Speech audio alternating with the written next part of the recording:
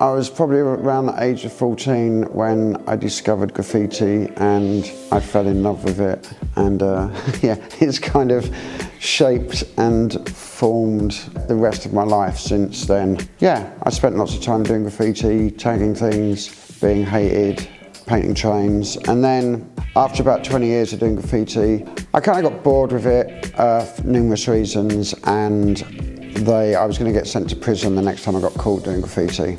And I didn't particularly want to go to prison. And this was around the time that street art, or the beginnings of street art, it wasn't called street art then, it didn't have a name. But there was a bunch of people around the world doing something that was illegal, that was on the street, and it wasn't graffiti.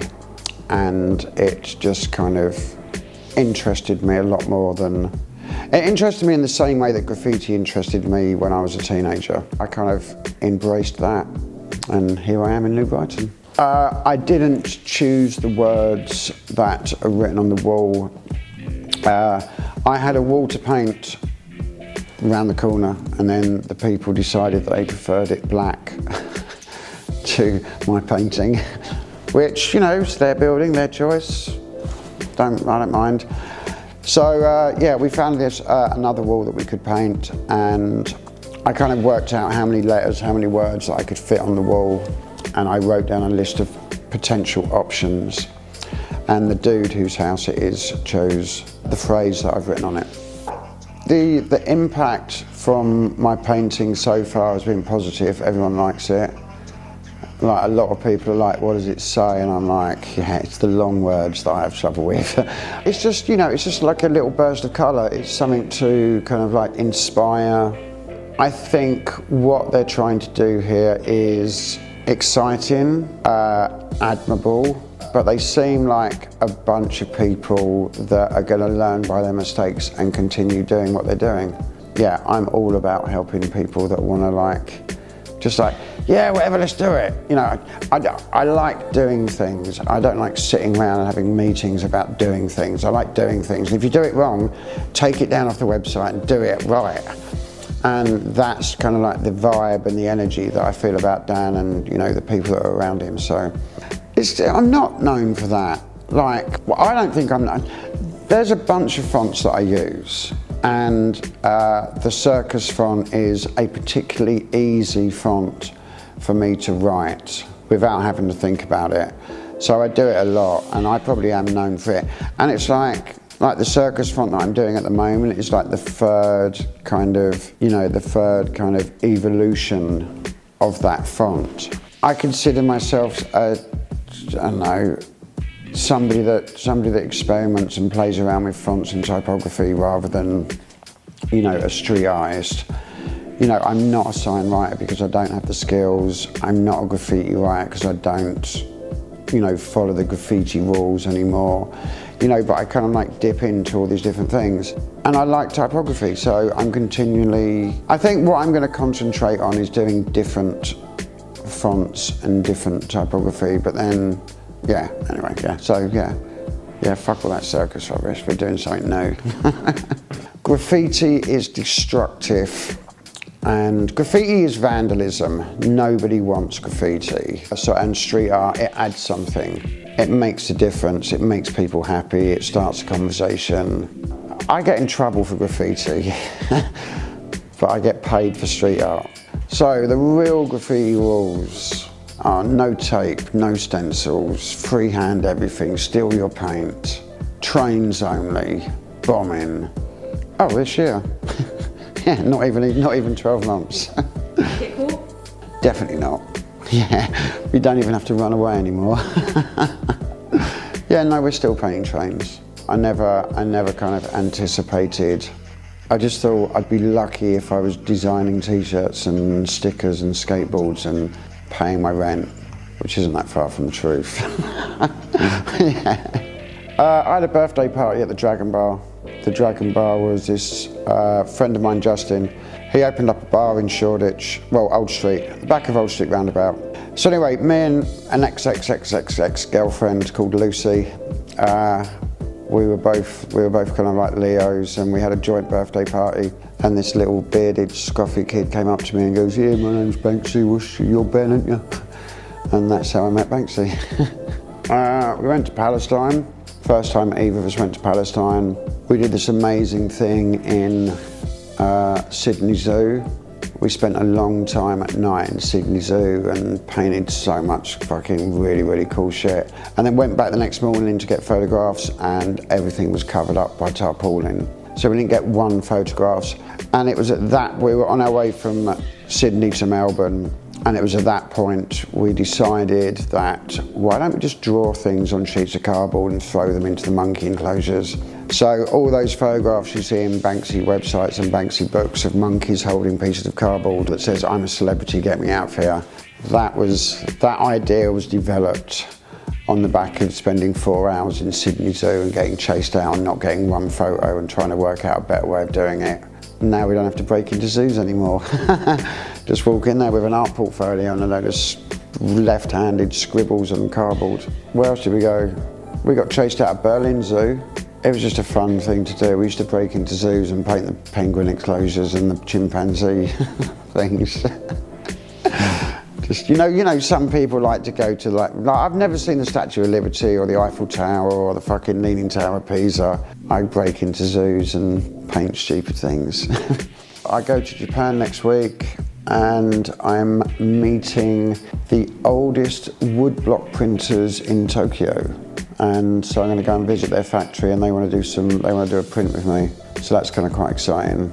Loads of my friends have started up like print studios, you know, with the intention of helping their friends and helping artists and helping emerging artists. And after like 3 years of doing it, they're just like, why did I do this? Why did I do this? It just cost me money. It's like I'm the one supporting all these bastards, you know, blah, blah.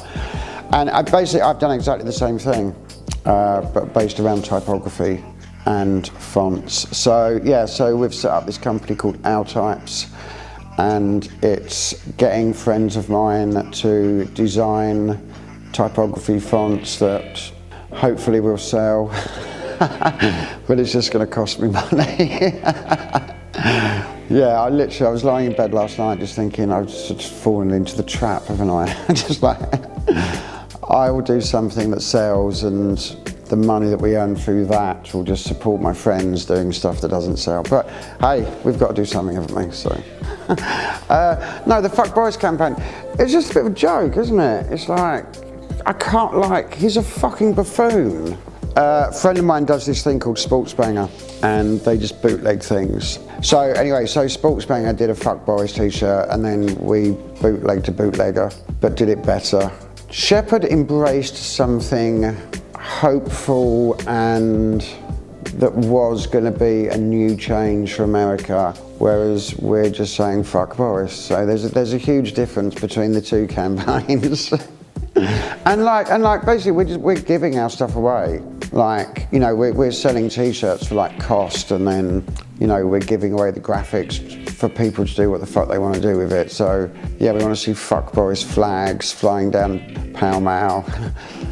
Yeah, Jeremy Corbyn's got a t-shirt. So I did a job for a woman called Eine, and she is friends with Samantha Cameron. And 2 weeks before I got the phone call, the Observer newspaper did a 2-page like spread on a project that I'd been doing in London. So basically I imagine David and Samantha lying in bed reading the Observer, and David said, "Oh, Samantha, have you seen this?" And Samantha says, "Oh yes, Anya knows that Wick. He paints his stuff all over London, he's a street artist." And David says, "Well, I'm going to meet a barber next week, and he employed that Shepherd character, and isn't he a street artist?" And I said, and we've got to do an art exchange, maybe we should get this Ben character. So anyway, that's the conversation I imagine them having in bed. And then, so I got a phone call from Anya Hindmark, and she's like, "Yeah, Downing Street want your number." So it was like, yeah, cool. And then Downing Street phoned me up, and they're like, "So David Cameron's meeting Obama, and they've agreed to do an art exchange, and we're interested in you to be the artist." And I was like, "All right, cool." And then there was like backwards and forwards with images and blah, blah. And then they chose a painting that said 21st Century City. And then they came to my studio, picked it up, and gave it to President Obama. and apparently it was in one of his daughter's bedrooms the entire time they were at the White House. And when they left, they took it with them, and it's still in his daughter's bedroom, wherever they live now, Chicago or somewhere. I was apparently the only living artist to have a painting in the White House at the time. I was definitely the only English living artist. There isn't another English artist to have a painting in the White House. I should probably milk this a little bit more, shouldn't I? It's up there in the world. Definitely in London, definitely easily in England, 2 weeks. Can't see it from space. However, a friend of mine, she worked for NASA, and I hadn't spoken to her in ages, and I phoned her up and I was like, Trish, do you know anyone with a space station? And she's like, yeah. I was like, great, done this painting, can you get it photographed? And it was photographed by the International Space Station, and apparently they changed the course of the space station to photograph my painting in Hackney. So, yeah, you couldn't see it from space, but you could photograph it from space. I would like to paint a train with one up whilst the train's running. That would be something cool. I'd like to get a group of key graffiti writers together and go to some yard somewhere with a platform and do a whole train, probably New York somewhere. This is like the dream. So yeah, it'd be me, Howard Nosum, Teach, Oka, Futura, Crash, Lee, Scene, and we do a top to bottom full colour whole train on New York subway. That would be quite cool. You know, screen print with Andy Warhol, that'd be quite nice. A song with Lady Gaga. No, I'd like to do a song with, what's the name, Alanis Morissette. I'd like to cover Isn't It Ironic with Alanis Morissette. That's an artistic collaboration. How would I like to be remembered? As a nice person. I don't know. Everyone's going to have a different opinion of me. The wives, the children, the girlfriends, the friends. Turn into a DMX song. Yeah, I don't know. I'd like to be fondly remembered. I'd like to be remembered as opposed to forgotten. There's a start. And then fondly remembered would be nice. But then it's like Winston Churchill, the best quote ever on this subject. Winston Churchill, he said, history is going to be very kind to me because I'm going to write it. And he did. So it's like, you know, how you're remembered, it's got nothing to do with what you actually did and the person you are. It's how you're perceived and, you know, what's written about you. And I'm one of these people that people do write things about me, and there are blogs, and, you know, you can find out anything you want, and good and shit, and it's not all true, and some of it is true. And so, yeah, how I would like to be remembered? Well, God knows. I'd like to be remembered.